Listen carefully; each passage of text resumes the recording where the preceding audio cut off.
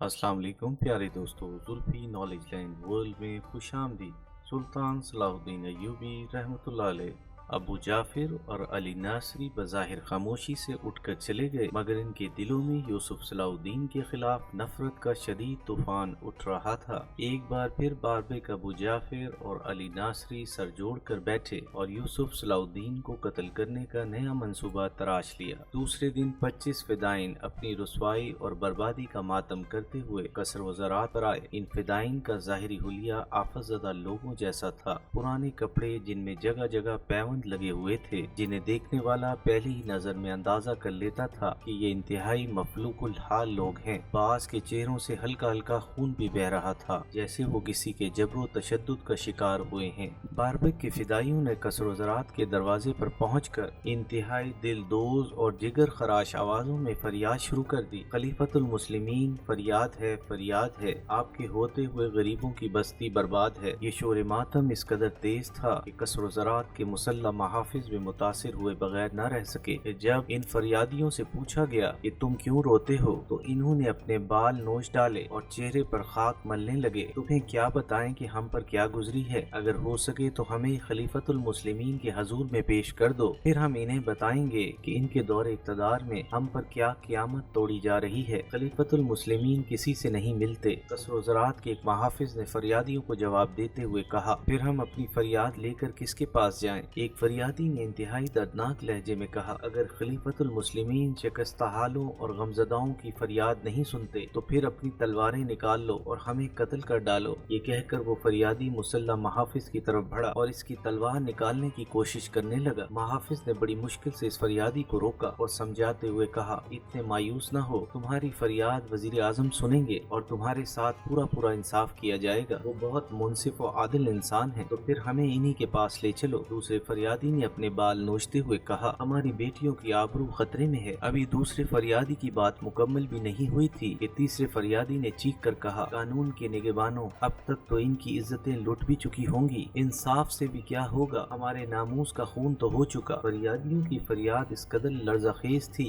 कसर वज़रात के महाफिज कांप कर रह गए। फिर इनमें से एक महाफिज भागता हुआ इमारत के अंदर गया। तवील राहदारी तय करके जब यूसुफ सलाहुद्दीन के कमरे के करीब पहुंचा तो दरवाजे पर दो मुसल्ला महाफिज मौजूद थे। आने वाले महाफिज ने फरियादियों की रुदात बयान की थी। यूसुफ सलाहुद्दीन का जाती महाफिज खालिद इब्न आमिर कमरे में दाखिल हुआ, जहां यूसुफ सलाहुद्दीन और इसका मोतमिद साथी अमीर अजीजुद्दीन अहम सियासी मसले पर गुफ्तगू कर रहे थे। खालिद इब्न आमिर को देखकर यूसुफ सलाहुद्दीन के चेहरे पर नागवारी का रंग उभर आया, मगर इसने जबान से कुछ नहीं कहा। अमीर, मैं इस मदाखलत के लिए माफी चाहता हूँ, मगर मजबूरी ये थी, आपको इस खबर से बेखबर नहीं रखा जा सकता था। कैसी खबर? यूसुफ सलाहुद्दीन और अमीर अजीजुद्दीन ने चौंक कर महाफिज की तरफ देखा। किसी जालिम ने गरीबों की एक बस्ती को तबाह कर दिया है। इसके रहने वाले कसर वज़रात के दरवाजे पर खड़े होकर चीख रहे हैं और बड़े दर्दनाक लहजे में खलीफतुल मुस्लिमीन के इंसाफ को आवाजें दे रहे हैं। ये सुनकर यूसुफ सलाहुद्दीन के चेहरे पर अजियत और कर्ब का रंग नुमाया हो गया और मुस्तरिब लहजे में कहने लगा, इन बर्बाद हालों के नुमाइंदे को यहाँ भेज दो। महाफिज खालिद बिन इब्न आमिर तेजी के साथ कमरे से निकल गया। अमीर, तुमने सुना? यकायक यूसुफ सलाहुद्दीन का लहजा गजबनाक हो गया था।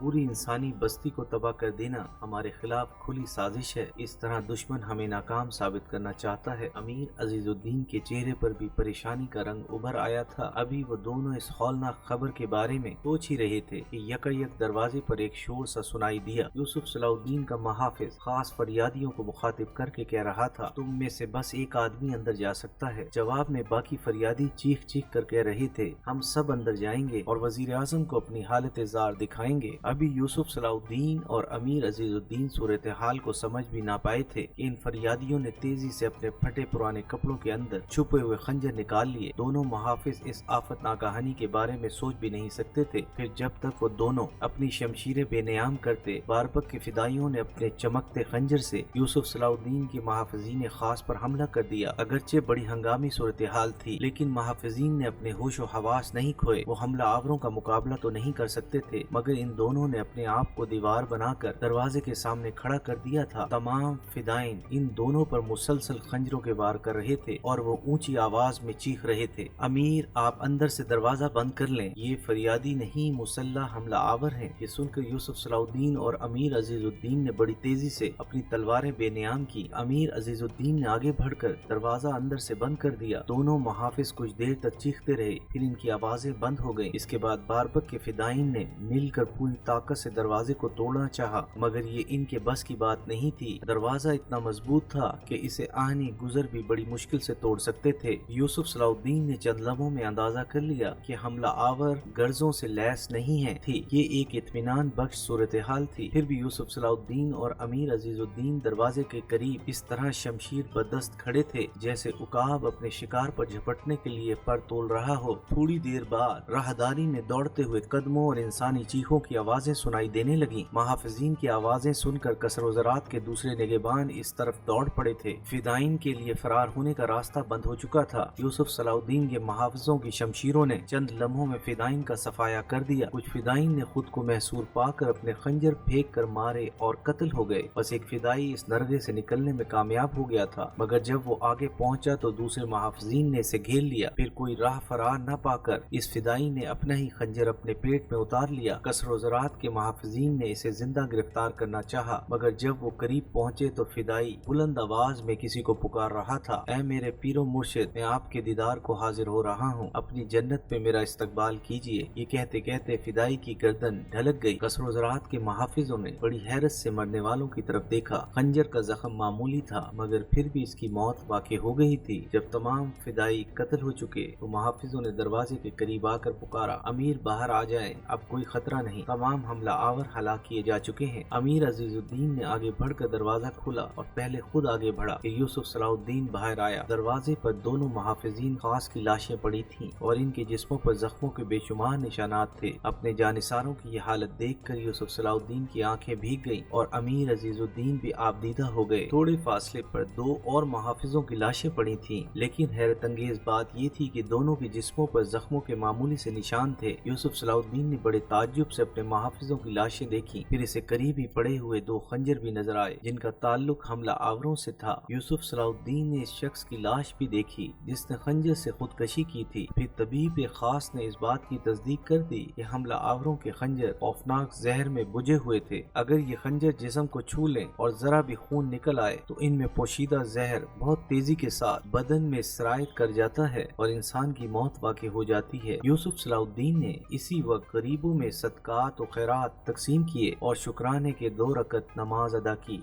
एपिसोड 41